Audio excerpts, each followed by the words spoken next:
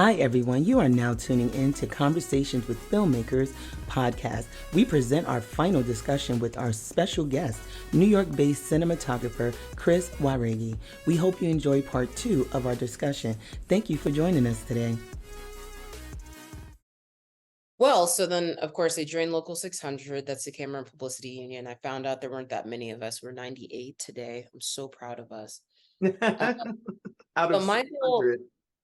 out of 10,000. Out of 10,000, yes. We're 98. So we're getting there.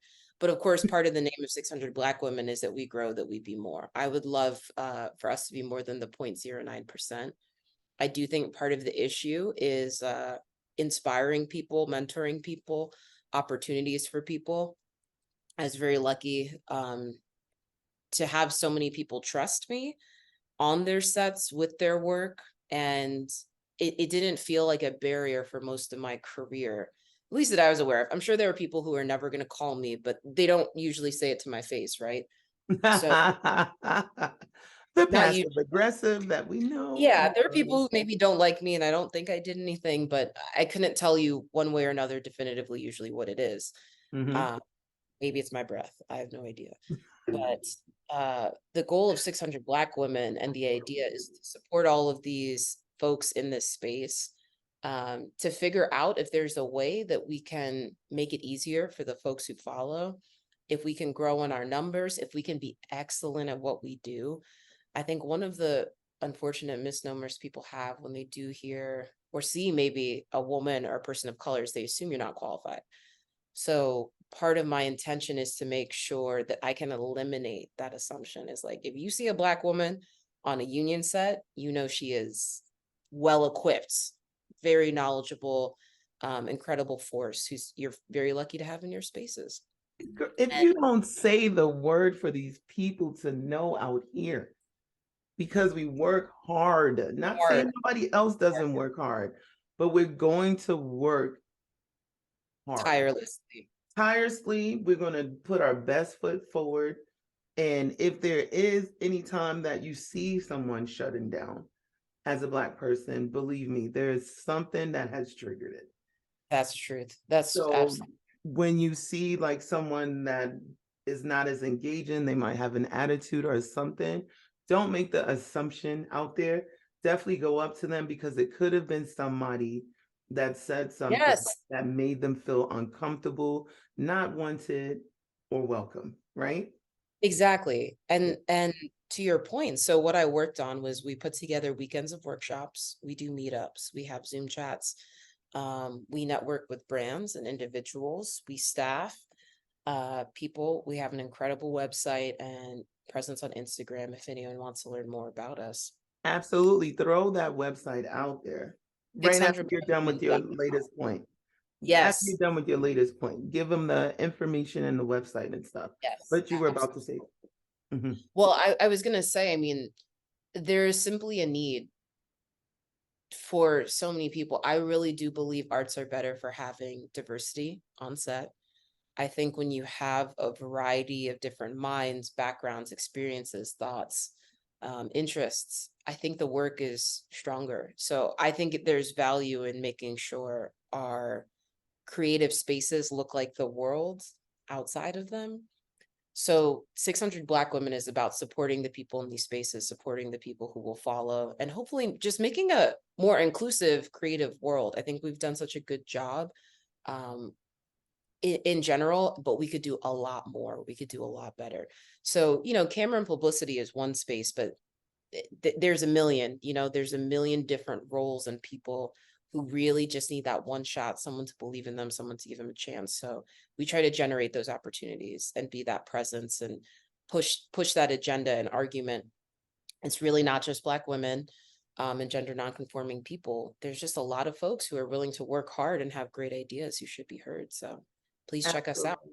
And I remember I was speaking with, I remember I was speaking with someone, you know, I'm not going to say their name or anything, but they were saying like, yeah, you know, because I've been trying to find them. And I'm like, find us? Sir, there's so many groups, organizations. Yeah, if you go on like Facebook and say Black Film Space, or like, it's just so many organizations that are out there that have these people in wings that Yes. are willing Yes. to rock and roll. They're ready Yeah. to go. And They're ready to go. qualified, Yeah, talented people. I mean, talented these, people. They're ready to be mentored. yeah. They've been doing it out of pocket, like yourself. Some of them couldn't even afford to go to film school. So they've been Oh, I know. grinding like this, and you're seeing their short films and all of that stuff. So even if you wanted to go, some of these people, like, cinematography, camera, whatever, attend film festivals.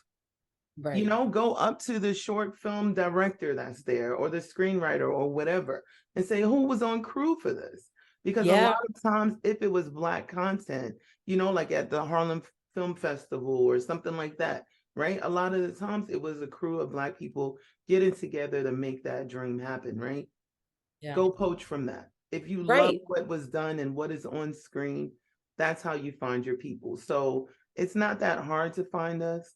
We're definitely out there and waiting. And Chris, I Yeah. love that you've created a space for that, to make people feel comfortable, and also these workshops and everything. Yeah. Well, it's important to build people's confidence. I think you get Yeah. so used to people thinking that you might not be able to do something. That I think this is also this is like a woman's thing, not even just a people of color thing. But people assume, especially in camera where you're lifting heavy gear all the time, it's a very physical job in film. It's just good to have something to tell you can do it. And you might find people there who are walking your same path. And to your point before, it was funny because every single union set I walked on, everybody from every department would say, I've never seen a Black camera woman. People who've been working 40 or more years That's were coming up to me. And this is New York City. So I was just blown away. And I've worked all over the world. I've done a lot of non-union work for years. And it wasn't until I entered the union space where people, I mean, their jaws would hit the floor. And like it was a positive thing, but they were just shocked. And and then I, they I want would, to probably quiz you as well. They're probably like, well, what do you know? Well, what do you use? Da, da, da, well, da. I find that the people who quiz me are not the people who acknowledge my presence. It's like that's something, again, that's that private conversation they're having. Those are almost never the same two people. The people who say out loud tend to be people who are very supportive. And the people who don't say anything. I mean, it goes both ways. Again, I don't know what happens in different people's minds, but I found some people are very standoffish when they first work with me, and then they come around a lot after 3 months of being on set. Because that is the worst part, because Chris, you've earned your place, and that makes me, sad for sure, because you've earned your place. No one wants to always feel like they're being quizzed, tested, Yes, it's green exhausting. when you've been doing it for 10 years. It's exhausting. So next time you guys see Chris on set, leave her alone and let her rock those cameras. You know what I mean? But I always say too, going back to even to my corporate time, right? I've worked for the major studios and stuff. When you're in corporate, it's somewhat the same thing. And we have to learn how to take out of the equation, I would say gender, to be honest. Yeah, Guy, girl, whatever, binary, non-binary. You have to take that out of the equation when it comes to conducting business. So it goes back to you being able to lift the camera, right? Because you're a woman. Take that out of the equation when you're at the job. Unless somebody is asking you for your help to lift a big box or carry this or whatever the case may be, understand that they are here to do the job just like you are. When you go back home, you are able to cuddle with that woman and the female or whatever, maybe that woman needs that. But when we're on the workplace, don't feel like, oh, hey, it's a group of men. Are you okay to go have this meeting by yourself? Are yeah. you fine to do this presentation? And listen, take that out of the equation. We're here to rock it. This is business. And now a word from one of our sponsors. After starting my podcast, I needed to hire the pros to market the content. Are you looking for digital success? Look no further. World Boss HQ is your strategic partner. Their experts turn your vision into a digital masterpiece. From stunning websites to powerful marketing, they've got you covered. Startups or established businesses, they are your one-stop solution. Visit worldbosshq.com. That is WORLDBOSSHQ.com, and unleash your potential today. World Boss HQ Digital Marketing. Your online empire awaits. We are excited to bring you this world exclusive teaser from Bad Rabbit Pictures and Movie Pods. They are presented Age of Prophecy, a sci-fi fantasy podcast done in the style of the radio dramas of yesteryear. Coming soon to all streaming platforms. Visit www.moviepods.com or www.anukechronicles.com for all the release dates. You won't want to miss this one. Your myths were born from our history. Let's check it out.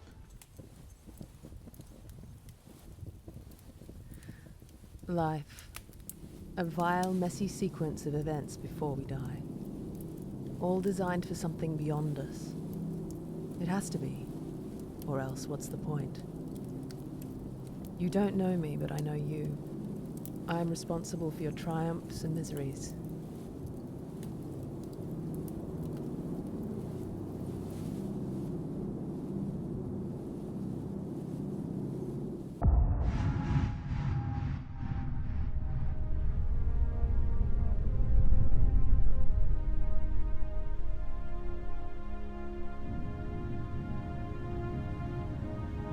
I am Zira Enlilzor, and to truly understand your own story, you must know mine. Your myths were born from my history.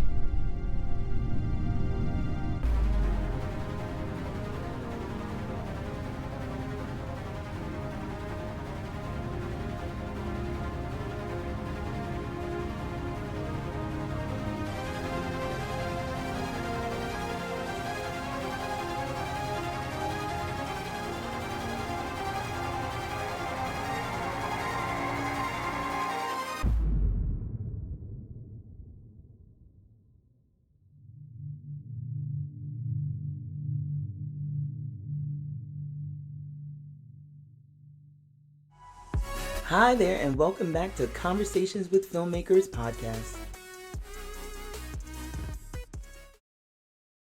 I think people are trying to figure out how to be supportive. It's something I hear a lot with Yes. we are really lucky. 600 Black women has had so much support from plenty of people who are not Black women, right? And people don't know how to support. So I think sometimes there is over focus or assumption about limitations that we face. And I do think the reality for a lot of us out there is we just want to be treated like professionals, like in any space. Absolutely.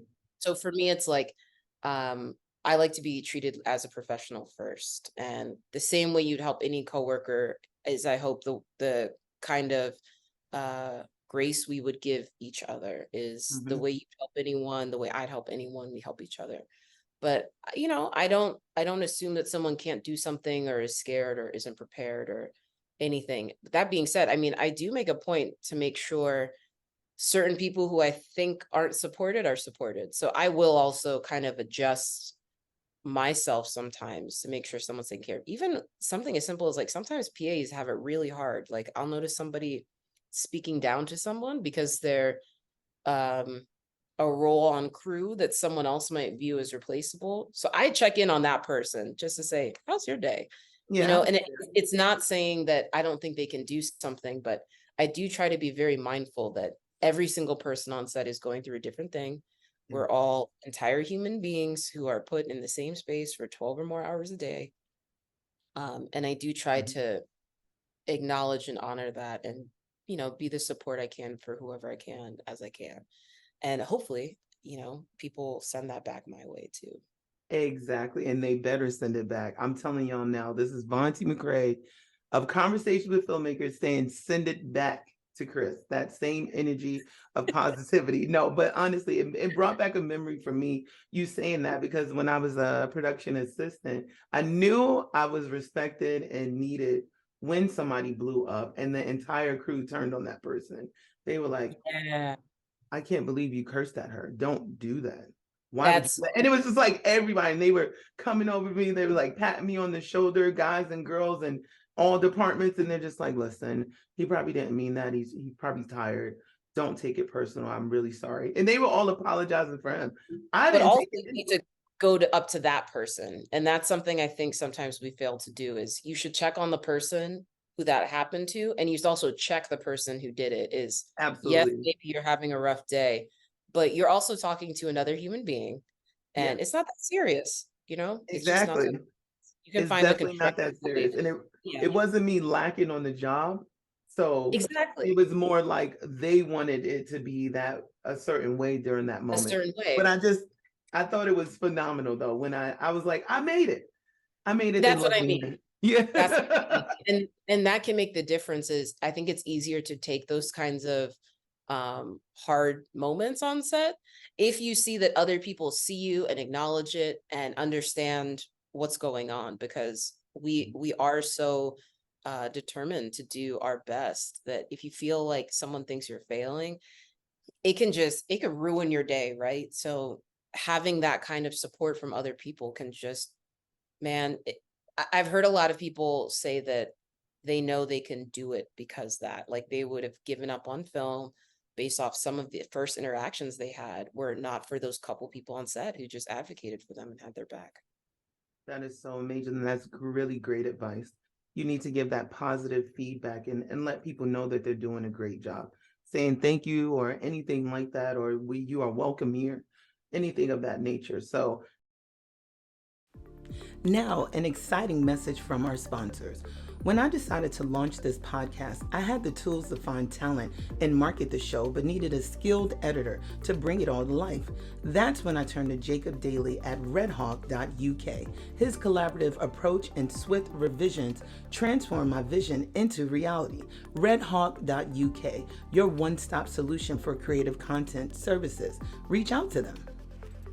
Now a word from another of our supporting sponsors, that is Realm IQ, a new AI consultancy started by film marketing veteran Kurt Doty, who has built an international team of AI mentors to help AI change management for your business. Go to www.curtdoty.co/Realm IQ. Smart people for smart adoption, creating smart worlds. Realm IQ. Book your AI workshop today. Adopt or perish.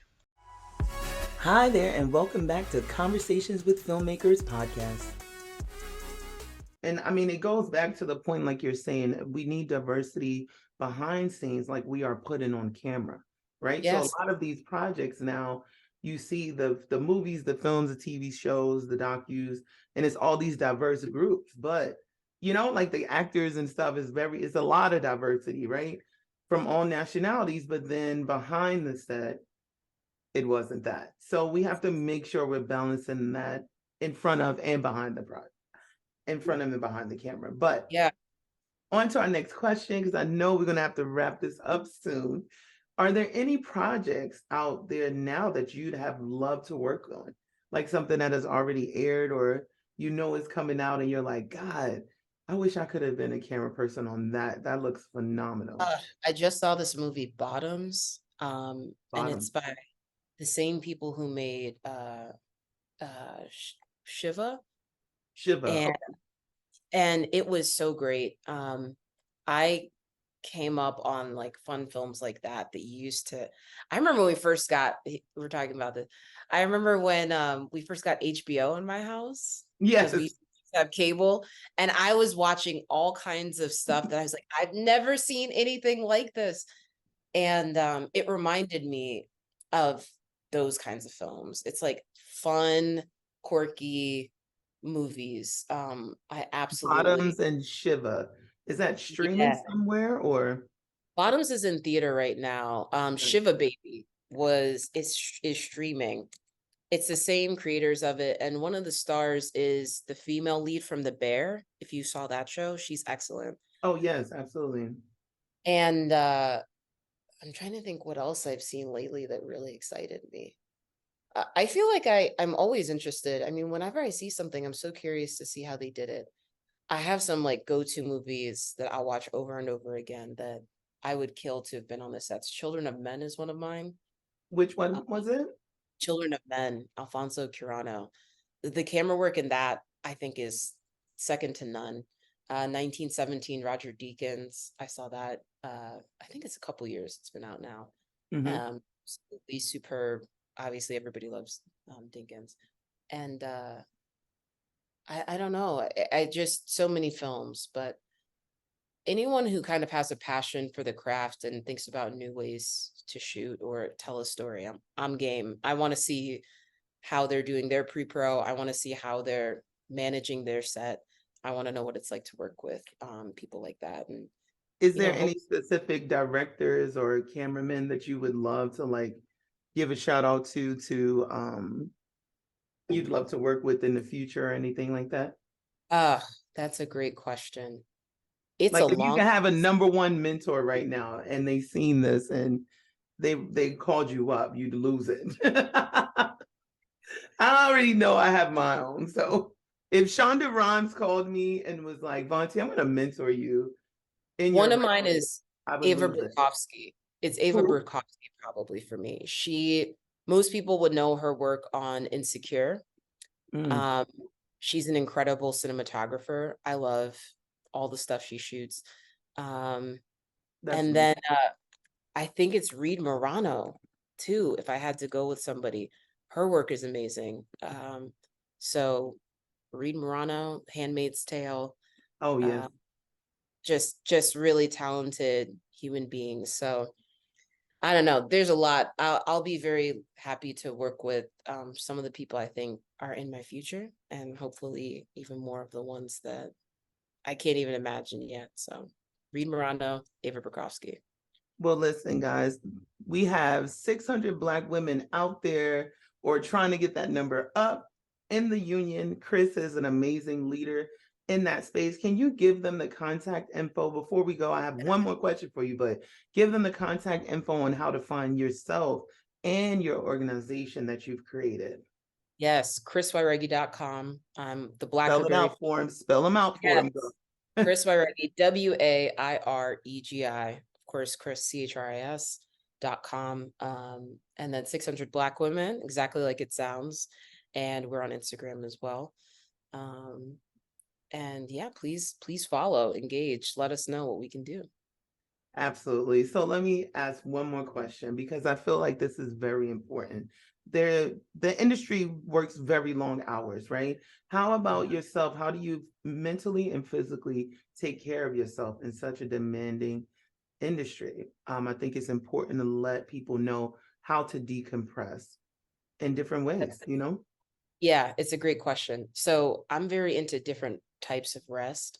Sometimes I need the rest of not helping anybody, being on a comm all day, or if you're on a walkie, listening to voices for 12 hours will drive you crazy. I remember when I was a PA, I was told that I would say copy in my sleep. I'd be answering copies in my sleep. So I think it's very important to maybe have that quiet, that decompressed space, let your mind not do anything. So I try to always have time where I can be zen as I want to. For me, because my work is so physical, I'm a big fan of yoga, any kind of stretching, also preparing my body physically. So strength training, cardio. I like to stay fit, stay active, and it helps me get through it. And then it's just basic things like eating well, sleeping enough hours, having food that helps you get through it. And then hopefully you have a support system. So I have a lot of friends who are filmmakers who, I can commiserate with when I'm on a tough job. Hopefully they're on set with me. Maybe they're on a different set. And then I also have a lot of friends who are not in the industry. So I can give my mind a rest. Yes. And we can talk about something else. One of my closest friends is a nurse and is one of the only people I know who works longer hours than us and has a much harder job. Yes. And it's very good context. So I do whatever I need to. Sometimes it's watching a nature documentary. Sometimes it's doing some yoga, or it's taking a lot of time to just sleep and hydrate, treat myself to a nice lunch. So I think whatever helps people, just tap into what makes you feel positive, what gives you a sense of rest and calm, and make sure you have that running list in your mind and try to do those things that you need so you can show up and be the best you can each day. And I think it's important to say, because a lot of people don't take that time, Chris, so we want to put it out there that demand that time in some kind of way. You know, you don't want to be that person that's at risk of having a heart attack so young because you're not taking care of yourself. You're just going on these 10, 12-hour a day shoots for months at a time sometimes. You know, it's like you have to find those spaces. I always say, oh, I don't have time to work out. And now I'm finding time to get me an hour walk in regardless. You know, like demanding myself, like, no, we're getting out of this Just bed. Prioritize it. Just have to prioritize it. It's 24 hours in a day, even though I might be working 18 of them. No, but honestly, thank you so much, Chris, for joining. This is Conversations with Filmmakers. Again, you can find Chris on the websites that she mentioned, definitely for the 600 Black women, and she is open to be hired, you guys. And I'm not trying to pitch that, but I am pitching that just like myself, because I love to do that. As Black people, we need to definitely support each other and just let us know how great we are. So, Chris, you're an amazing person. I really appreciate it for you coming on here. Let me do my little heart. Oh God, look at that. Don't even know how to do it, girl. Regardless, the bracelet is bling, bling now. And I'm looking forward to working with you as well. We are potentially might be working on a workshop for those AI apps and everything and stuff, like letting your network know. So I'm really excited about that. So guys, thank you for joining us. Chris, thank you for joining us. And I'm looking forward to keeping in touch, okay? Much love. Thanks, Vonti. No problem. Thank you. You've just tuned into an episode of Conversations with Filmmakers podcast. We'd like to thank our guests for joining us and sharing their knowledge. This has been a production of Vonti Pictures, hosted by me, Vonti McCrae, a screenwriter and producer. We'd also like to thank Bad Rabbit Pictures for the animated content and creator of upcoming podcast Age of Prophecy, along with our sponsor, redhawk.uk, with all episodes being edited by Jacob Daly, director, producer, and a man of many talents. Come back next week as this saga continues for the Conversations with Filmmakers podcast.